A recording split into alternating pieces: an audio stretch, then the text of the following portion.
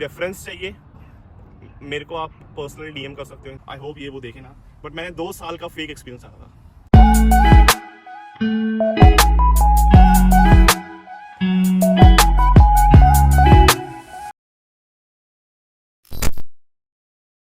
So hello everyone, welcome back to my YouTube channel. After a very long time I'm posting a video. But जो भी लोग यहाँ पे international students हैं, जो भी नए लोग आ रहे हैं, स्टूडेंट्स हैं या वर्क परमिट पे कोई भी आ रहे हैं, उनके लिए वीडियो काफ़ी हेल्पफुल हो सकती है। राइट नाउ रिसेशन चल रहा है तो जॉब्स बहुत कम है कनाडा में। लिटरली मेरे हिसाब से जितने भी लोग को मैं जानता हूँ उनमें से आधे से ज़्यादा लोग अभी घर पे बैठे हैं। और इन ऐसी कामों में जब रिसेशन चल रहा है, सब कुछ बंद होने पे है, अगर कोई एक काम जो भी चल रहा है वो है सिक्योरिटी का काम, क्योंकि मॉल्स अभी भी खुल रहे हैं, कोर्ट रूम्स अभी भी चल रहे हैं, हॉस्पिटल्स चल रहे हैं, तो सिक्योरिटी का काम कभी बंद नहीं होता। सो आप सिक्योरिटी में कैसे लग सकते हो? राइट नाउ मैं 2 कंपनियों के साथ हायर्ड हूँ। एक है स्टार सिक्योरिटी जो TTCs में और रेस्क्यू शेल्टर्स में ज़्यादा काम करती है, and secondly I am with पैराडाइन।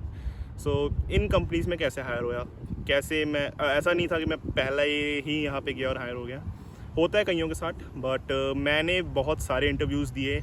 एक जो मुझे क्रक्स पता चला कि इन सब चीज़ों का क्या होता है, कैसे एक इंटरव्यू आप क्लियर करते हो। एंड कोई बहुत बड़ी चीज़ नहीं है, कोई UPSC का एग्ज़ाम नहीं है जो कोई कर नहीं सकता, लेकिन बहुत से लोग स्ट्रगल कर रहे हैं। सो इन दिस वीडियो में मैं बेसिकली आपको 2 से 3 ऐसी टिप्स बताऊंगा जो अगर आप इंटरव्यू तक पहुंचते हो तो 90% चांस है कि आप इंटरव्यू क्लियर कर लोगे।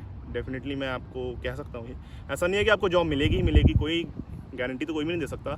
बट ये चीज़ें आप कहीं ना कहीं समझने की कोशिश करोगे तो आपको पता चलेगा कि इंटरव्यू लेने वाला किस माइंडसेट से आपका इंटरव्यू ले रहा है। सो सिक्योरिटी का काम क्या होता है यहाँ पे, अगर कोई इंडिया में बैठ के देख रहा है और तो उसका सिक्योरिटी का यहाँ पे बेसिकली काम वो सेम होता है, बस यहाँ पे थोड़ी इज्जत और पैसा ज़्यादा है।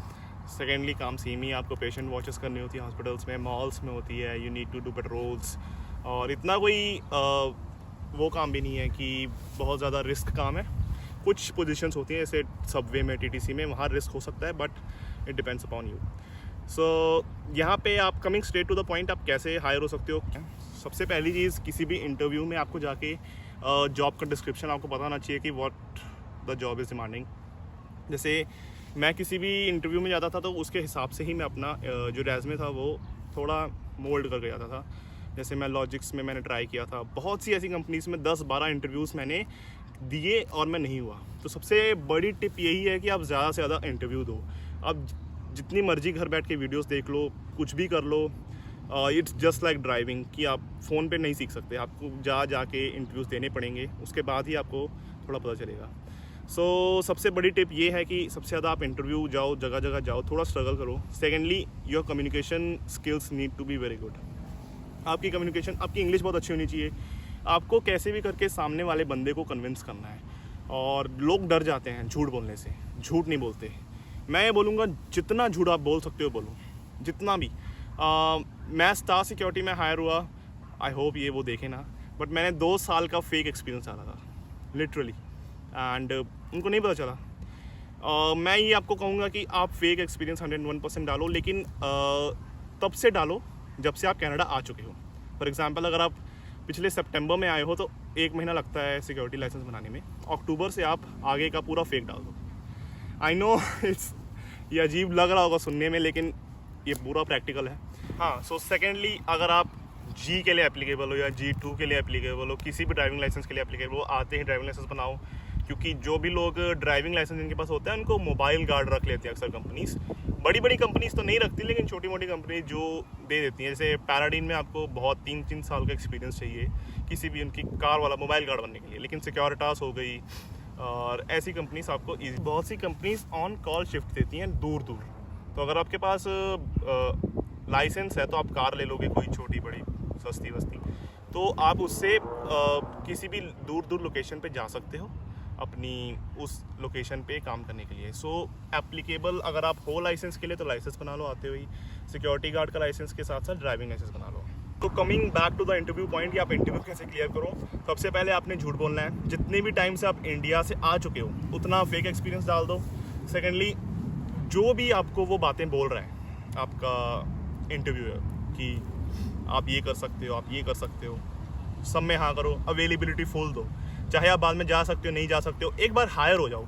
एक्चुअली क्या होता है, कंपनी से एक बार हायर कर ले तो जल्दी निकालती नहीं, तो आप एक बार, जैसे मैं अभी जिस कंपनी में हायर्ड हूँ वहाँ पे वो लोग इम्यूनाइजेशन मांगते हैं, जैसे मेजल्स का, टीबी का, ये सब का आपको इम्यूनाइजेशन लेना पड़ता है। बट मैंने कहा कि उस टाइम ऐसा था कि हम हायर हो गए, उसके बाद हम ले सकते थे, मैंने अभी तक नहीं कराया। अब मैं ऐसी साइट्स पे काम कर रहा हूँ जहाँ पे ये नहीं ज़रूरी है। तो एक बार आप हायर हो जाओ, झूठ बोलो जितना बोल सकते हो। देखो, आपको रख वो वैसे भी नहीं रहे, अगर झूठ आपका पकड़ा गया तो भी नहीं रख रहे हैं। तो स्टे पॉजिटिव, डरो मत झूठ बोलने से। बहुत से लोग यहाँ पे, क्योंकि अगर आप बोलोगे कि हमारा लाइसेंस नया बना है, हम फेक एक्सपीरियंस कैसे डाल दें। अगर आप सिक्योरिटी गार्ड का लाइसेंस देखोगे, उस पर सिर्फ एक्सपायरी डेट होती है, उस पर आपकी डेट ऑफ जिस दिन वो बना है वो नहीं होती। अगर आपकी एक्सपायरी डेट का भी सीन है, वो अगर आप कह सकते हो कि 1 साल बाद एक्सपायरी डेट होती है ऑलमोस्ट, तो आप कह सकते हो मैंने रिन्यू करवाया है। जो भी जिस डेट से भी आप इंडिया से आए हो उतना फेक एक्सपीरियंस डाल दो। थर्ड टिप, हर सिक्योरिटी इंटरव्यू में बेसिकली 3-4 ही क्वेश्चंस होते हैं कि आपने सबसे पहले कहाँ काम किया है। तो जहाँ भी आपने अगर कॉन्डोज में काम किया है आपने, तो मैं फ्रंट डेस्क पे था, मैं पेट्रोल्स करता था, मैं पार्किंग पेट्रोल्स करता था, मैं पूरी जो प्रेमाइस थी उसको गार्ड करता था, मैं देखता था, फायर अलार्म चेक करता था। ये बेसिक सी चीज़ें होती हैं। जो भी आप कंपनी का इंडीड पे देखोगे उन्होंने खुद ही ड्यूटीज़ लिखी होंगी, वही ड्यूटीज रट्टा मार जाओ। वो पूछेंगे आपने पिछले काम पे क्या काम किया है, बोलना मैंने यही काम किया है, थोड़ा सा अपनी तरह से इम्प्रोवाइज़ करके। सर आपसे जो इंटरव्यूअर होगा आपसे वो 2-3 सिचुएशंस पूछेगा कि किन सिचुएशंस में आप रहे थे और आपने मतलब डिफ़िकल्ट सिचुएशन से कैसे डील किया। तो 1-2 तो ये हो सकती है कि आप कह सकते हो मैं किसी कॉन्डो में काम कर रहा था, वहाँ पे रात को कुछ होमलेस पीपल आए और वो काफ़ी एग्रेसिव थे। मैंने उनको पर्पस पूछा उनका विज़िट का, उनके पास कोई रीज़न नहीं था एंड वो काफ़ी सस्पिशियस भी थे। उसके बाद मैंने इमीडिएटली उन्हें प्रीमाइसेस लीव करने का ऑर्डर दिया, बट वो नहीं जा रहे थे, वो काफ़ी एग्रेसिव लग रहे थे। उनसे मैं एक सेफ डिस्टेंस पे रहा और मैंने उन्हें कहा I am gonna call the cops, और वो फिर भी वहीं थे। मैंने अपने सुपरवाइज़र को साथ के साथ ही इन्फॉर्म कर दिया एंड एक सेफ डिस्टेंस पे रहते रहते मैंने उनको कहा मैं कॉप्स बुलाऊँगा, और थोड़ी देर बाद वो थोड़ा रजिस्ट करने के बाद चले गए। एक डिफ़िकल्ट सिचुएशन ये हो सकती है। एक आप कह सकते हो कि मैं काम कर रहा था किसी हॉस्पिटल में, वहाँ पे किसी पेशेंट थोड़ा एग्रेसिव था, उसने किसी नर्स पे हमला किया, एक किसी सिज़र के साथ। उसको मैंने डील किया, उसको मैंने नर्स को बचाते हुए मैंने नर्स को बचाया और पेशेंट को थोड़ा सा पुश करके बचा लिया। एंड उस सिचुएशन के बाद मैंने इमीडिएटली सुपरवाइज़र को इन्फॉर्म किया एंड और पेशेंट से फिर एक सेफ डिस्टेंस बना। ये कह सकते हो, मतलब मन गढ़ंत कहानियाँ बनाओ जो दिमाग में। और सबसे बड़ी चीज़ है आपको कॉन्फिडेंट रहना है। लोग कॉन्फिडेंट नहीं रहते, और ना ये कहना बहुत आसान है कि कॉन्फिडेंट रहो, क्योंकि आपके सामने कोई इंटरव्यू बैठा है जो कि दिन के 100 इंटरव्यू ले रहा है, उसको तो सब पता है कौन सही बोल रहा है कौन झूठ बोल रहा है। तो लेकिन उसके सामने अगर आप कॉन्फिडेंट हो तो वो आपको 101% रखेगा ही रखेगा, क्योंकि उसको भी पता है आप झूठ बोल रहे हो। लेकिन वही चीज़ें हैं कि सिक्योरिटी एक कस्टमर सर्विस है, तो आपको ऐसा शो करना है कि आपको डील करना आता है लोगों से, बेसिकली ये है। एंड ये चीज़ें अगर आप कुछ ज़्यादा टिप्स अगर समझने की कोशिश करोगे मैं क्या बोल रहा हूँ, तो आई गेस आप इजीली कोई भी इंटरव्यू क्रैक कर सकते हो। ये तो हो गया इंटरव्यू का, कि इंटरव्यू में आप कैसे, अगर आपका इंटरव्यू आ ही नहीं रहा, इंटरव्यू तक पहुँचने के लिए भी आपको एक चीज़ें करनी पड़ती हैं। तो उसके लिए आप रेज़्यूमे कैसे बनाओ, तो आपका एक कस्टमर सर्विस का तो होना ही चाहिए। किसी गैस स्टेशन पे काम किया हो, कहीं पे कैशियर रहे हो, वॉलमार्ट में, फ्रेशको में, मैंने गैस स्टेशन में काम किया है, तो वो आप कर सकते हो। सेकेंडली आपको एक फेक एक्सपीरियंस असली है तो वेल एंड गुड, नहीं तो फेक डाल दो।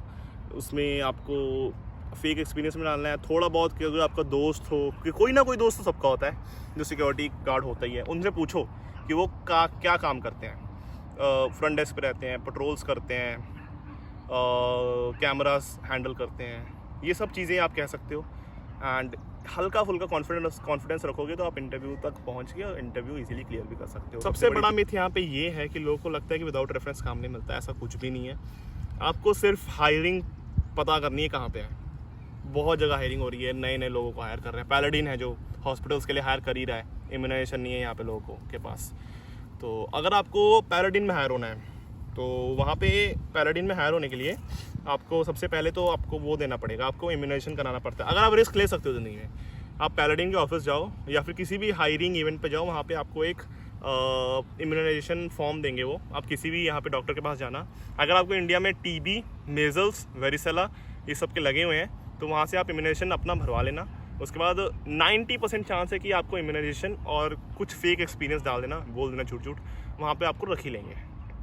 बट ऐसा नहीं है कि मुझे मत कहना बाद में कि रखा नहीं, क्योंकि और अगर आप इफ़ एनीवन वांट्स की रेफरेंस चाहिए मेरे को आप पर्सनली डीएम कर सकते हो इंस्टा पे, क्योंकि मैं यहाँ पे वीडियो में सबको नहीं दे सकता, सबके सामने नहीं डाल सकता वो चीज़ में, मेरी एम्प्लॉय आईडी है। तो वो अगर आप मेरे को पर्सनली अगर आप डीएम करते हो तो मैं आपको रेफरेंस नंबर दे सकता हूँ। एंड ये थोड़ा रिस्क है आपका पैराडिन में हायर होने के, लेकिन अगर वहाँ पे हायर हो सकते हो आप, अगर थोड़ा सा आप रिस्क उठा लो। सेकेंडली बहुत सी जगह हायरिंग चलती रहती है, जैसे लॉजिक्स में अभी हायरिंग चल रही है, तो आपको बस थोड़ा एक्सप्लोर करना है नई नई जगह पे। नॉर्थ यॉर्क में काफ़ी कंपनीज़ हैं, काफ़ी कंपनीज़ ब्रैम्पटन साइड भी हैं, तो अगर आपको ढूंढ सकते हो, थोड़ा स्ट्रगल करो, मेरे हिसाब से आपको ईजिली काम मिल जाए।